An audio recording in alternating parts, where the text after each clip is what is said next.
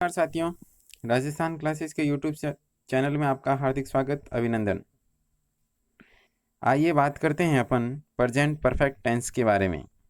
पिछले वीडियो में अपन ने जाना प्रेजेंट सिंपल टेंस और प्रेजेंट कंटिन्यूस टेंस के बारे में।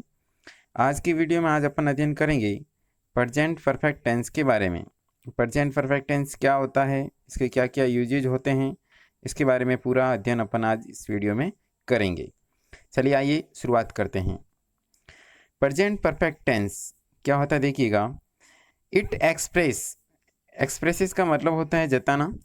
एन एक्शन, एक ऐसे एक्शन के बारे में बताएगा कंप्लीटेड रिसेंटली, जो अभी अभी पूरा हुआ है, और इमीडिएट फास्ट या फिर पास्ट के अंदर, भूतकाल के अंदर जो कोई घटना घटित हुई है उसके बारे में बताने का काम करेगा प्रेजेंट परफेक्ट टेंस।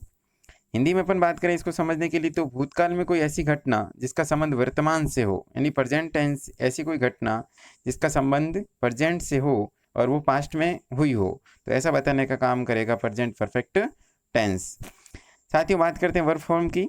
इसमें हैव और हैज़ का प्रयोग करना है, और हैव और हैज़ के साथ में हमेशा वर्ब की आती है थर्ड फॉर्म। तो इस चीज़ का हमेशा आपको ध्यान रखना है, जहाँ पर भी हैज और हैव है वहाँ पे वर्ब की थर्ड फॉर्म का प्रयोग करना है। मेन वर्ब की third form past participle form जिसे अपन बोलते हैं। और इसके सेंटेंस का स्ट्रक्चर क्या होगा, देखिएगा।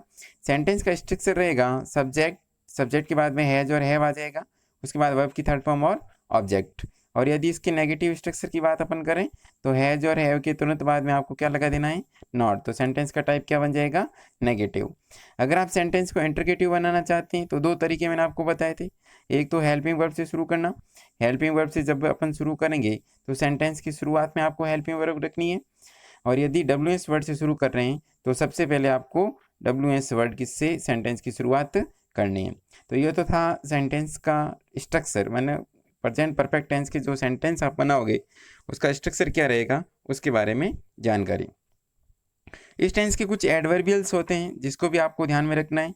एडवर्बियल्स मैंने आपको पहले भी बताई, एक रामबाण ट्रिक होती है जो किसी भी टेंस को पहचानने में आपकी हेल्प करती है। तो इसकी जो एडवर्बियल्स है, देखिएगा। Just, just now, recently, lately. Lately का हिंदी अर्थ हाल ही में होता है। लेट का मतलब देरी देरी होता है, बट लेटली का मतलब हाल ही में या रिसेंटली में। येट, ऑलरेडी, नेवर, बिफोर, सो फार, एवर। ये कुछ एडवर्बियल्स है जो प्रेजेंट परफेक्ट टेंस में आपको यूज करने हैं। देखिए मित्रों, यहाँ पे दो चीज मैं आपको डिस्कस कर देता हूँ, जस्ट और जस्ट नाउ। जस्ट एक ऐसा एडवर्बियल्स है जो सेंटेंस के बीच में प्रयोग होता है, और जस्ट नाउ एक ऐसा एडवर्बियल्स है जो सेंटेंस के लास्ट में प्रयोग होगा। इस चीज़ का आपका विशेष रूप से ध्यान रखना है। जस्ट सेंटेंस के मिडिल में और जस्ट नाउ सेंटेंस के एंड में, दोनों का मीनिंग सेम ही होगा, दोनों एक ही अर्थ देंगे, लेकिन इसको यूज करने का तरीका अलग अलग।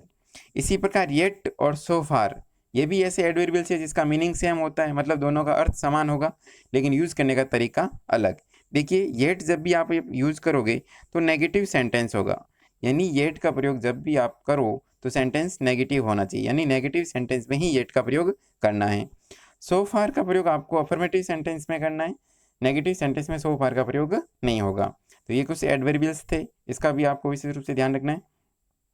एग्जाम्पल्स मैंने आपके सामने पेश किए। आई हैव रिटर्न 2 लेटर्स। देखिए, हैज और हैव में कैसे प्रयोग करना है। हैज आपको प्रयोग करना है सिंगुलर के साथ में, और हैव प्रयोग करोगे आप प्लूरल के साथ में। हैव का प्रयोग किसके साथ में करोगे, प्लूरल के साथ में। आई और यू के साथ में हैव का प्रयोग करना है, क्योंकि इंग्लिश में उसको प्लूरल माना जाता है। पहला सेंटेंस है I have written 2 letters. I plural माना गया, तो इसके साथ में आया हैव। रिटर्न, राइट की थर्ड फॉर्म होती है रिटर्न। रिटर्न 2 लेटर्स, मैंने 2 पत्र लिखे, मतलब कोई भी कार्य आपने भूतकाल में किया, तो ऐसा बताने का काम कौन करेगा, प्रेजेंट परफेक्ट टेंस। तो इसमें हैज और हैव के साथ में वर्ब की थर्ड फॉर्म रिटर्न का प्रयोग हुआ। अगला सेंटेंस है ही has never seen Agra. Has, he singular subject है, तो उसके साथ में आएगा हैज। सीन, सी की थर्ड फॉर्म होती है सीन, तो he has never seen Agra. अगला है Navneet has recently gone to Jodhpur. Navneet singular subject है, तो इसके साथ में किसका प्रयोग हुआ, हैज का। रिसेंटली एडवर्बियल्स अभी इसमें आपने देखा था, has gone to, gone, go, went, gone, third form gone. अगला सेंटेंस देखिए, आई प्लूरल सब्जेक्ट, आई के साथ में हैव का प्रयोग हुआ। आई हैव सीन, सी की third form seen. I have seen him just now, I have seen him just now. तो यहाँ पे जस्ट नाउ देखिए सेंटेंस के अंत में प्रयोग हुआ है। अगला सेंटेंस है I have just seen him, मैंने उसे अभी अभी देखा है। मित्रों ये दोनों सेंटेंस का दोनों का एक ही अर्थ होगा, लेकिन इसमें जस्ट नाउ सेंटेंस के एंड में और एक सेंटेंस के मिडिल में। तो मैंने आपको अभी बताया था जस्ट और जस्ट नाउ पढ़ाया था एडवर्बियल्स के बारे में।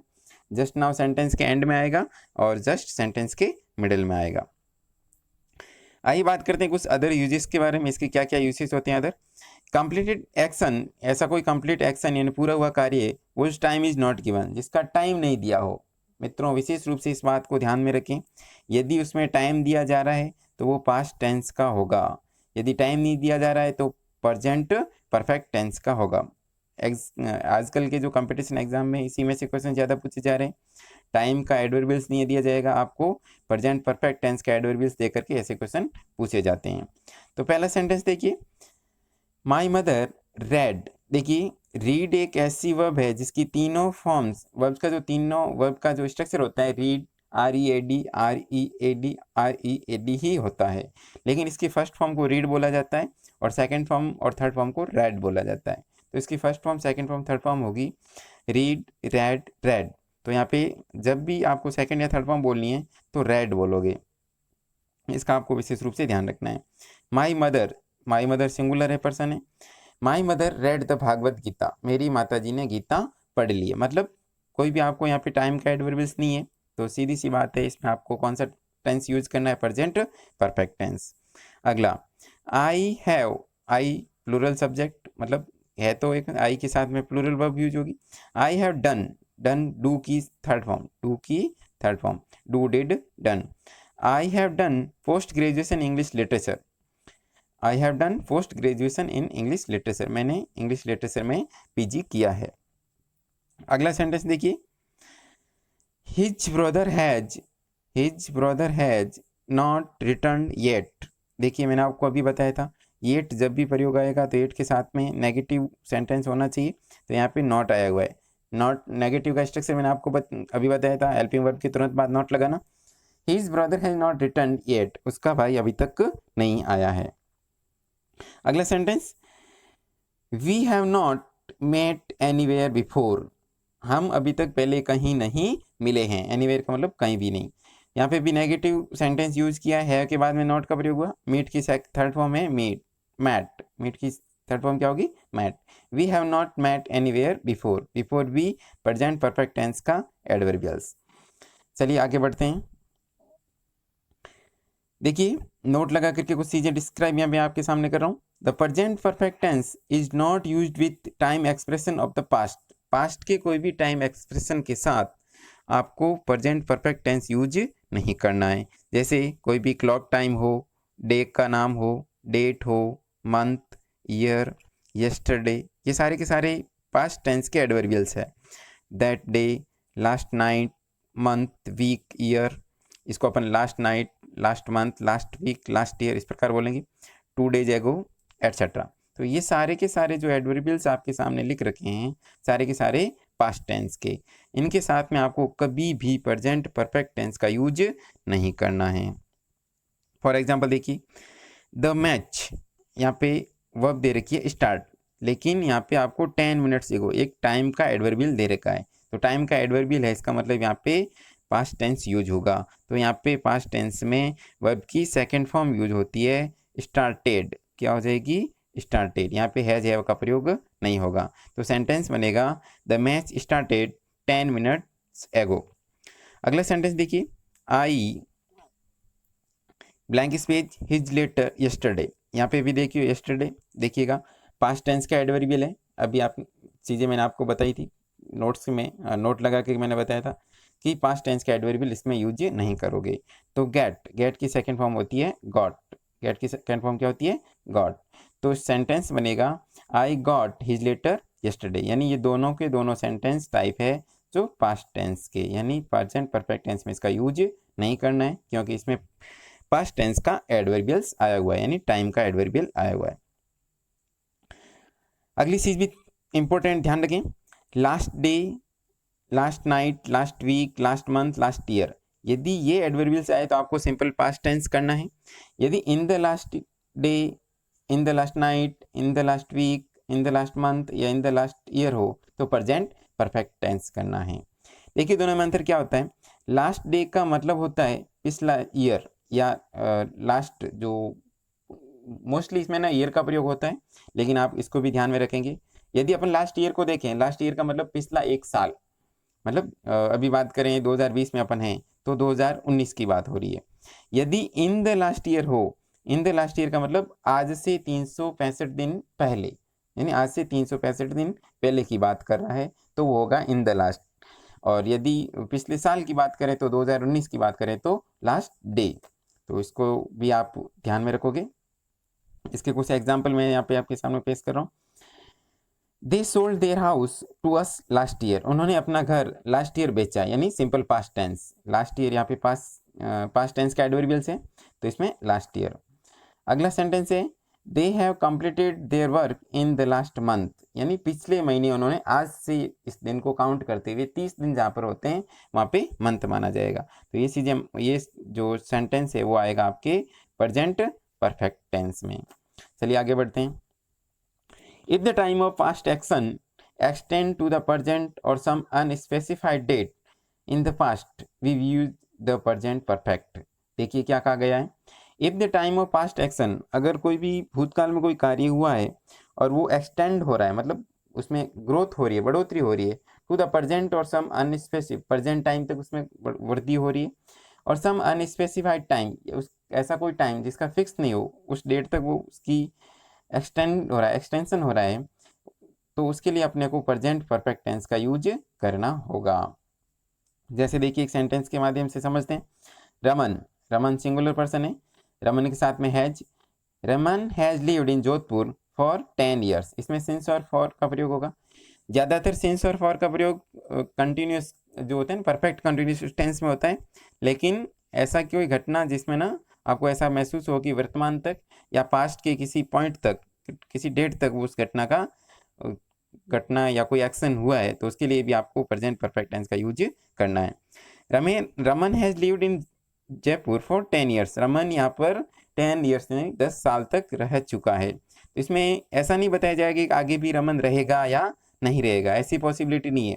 यदि ऐसा होता कि रमन आगे भी रहेगा तो वो प्रेजेंट परफेक्ट कंटिन्यूस टेंस हो जाता, लेकिन इसमें ऐसी कोई एक्सपेक्टेशंस, ऐसी कोई पॉसिबिलिटीज नहीं है, तो इसके लिए आपको प्रेजेंट परफेक्ट टेंस का यूज करना होगा। I have taught English since 2015, मैं 2015 से इंग्लिश पढ़ा चुका हूँ, मतलब आगे मैं पढ़ाऊंगा या ना पढ़ाऊंगा इसकी कोई पॉसिबिलिटी या ऐसी कोई एक्सप्रेशन इसमें नहीं बताई जा रही है, तो इसमें आपको प्रेजेंट परफेक्ट टेंस का यूज करना है। चलिए दोस्तों, ये था प्रेजेंट परफेक्ट टेंस। अब इसके कुछ एक्सरसाइज मैं आपके सामने दे रहा हूँ, इसको आप सॉल्व करोगे और कमेंट बॉक्स में आप टाइप करके इसका आंसर जरूर दोगे। पहला सेंटेंस है he took, he blank space already, present perfect tense का एडवर्बियल्स मैं दे चुका हूँ यहाँ पे टी। तो देखिए ही सिंगुलर है तो इसके साथ में आएगा हैज, ही हैज ऑलरेडी, टुक की थर्ड फॉर्म होगी टेकन, टुक की थर्ड फॉर्म क्या होगी टेकन, तो सेंटेंस बनेगा he has already taken T, he has already taken T. तो ये तो सेंटेंस बन जाएगा he has already taken T. अगला सेंटेंस देखिए, आई ब्लैंक स्पेस वर्ब दे रखी है ब्रैकेट में, many see many big cities. देखिए आई के साथ में हैव का प्रयोग करना है, आई के साथ में हैव प्रयोग करेंगे तो आई हैव, सी की थर्ड फॉर्म हो जाएगी सीन, सी की थर्ड फॉर्म क्या हो जाएगी सीन, तो सेंटेंस बनेगा आई have seen many big cities. अब दो सेंटेंस मैं आपके लिए दे रहा हूँ जो आपको कमेंट बॉक्स में आंसर दे करके बताना है, अगले वीडियो में इसके आंसर को डिस्कस करूंगा। पहला सेंटेंस है she blank space complete half of the poem so far. देखिए सेंटेंस को एक बार वापस ध्यानपूर्वक पढ़ लेना और इसके एडवर्बियल्स को भी आप देख लेना। यदि आपने वीडियो को ध्यानपूर्वक देखा है तो आप आसानी से इस क्वेश्चन का आंसर दे पाएंगे। सेंटेंस को मैं वापस बोल रहा हूँ, she blank space complete verb मैंने दे रखी है ब्रैकेट में, half of the poem so far. अगला सेंटेंस है दे के बाद में blank space any information yet, ध्यानपूर्वक समझना, इस सेंटेंस को ध्यानपूर्वक करना, ध्यानपूर्वक समझें और इस क्वेश्चन का आंसर दें कमेंट बॉक्स में। अगला सेंटेंस है, देखिए इंटरगेटिव सेंटेंस, मैंने इंटरगेटिव मार्क यहाँ पे लगाया है। इंटरगेटिव मार्क होता है तो इंटरगेटिव सेंटेंस होता है वो, तो इसके अंदर आपको इंटरगेटिव मार्क है। हेल्पिंग वर्ब शुरुआत में करनी है, यू एवर, इसमें भी एडवर्बियल्स दे रखा मैंने। ट्राई की थर्ड फॉर्म यूज करनी है, टू डू इट। ये तीनों सेंटेंस मैं आपके लिए छोड़ रहा हूँ, कमेंट बॉक्स में आपके आंसर। चलिए दोस्तों, आज का वीडियो कैसा लगा कमेंट करके ज़रूर बताएं। धन्यवाद।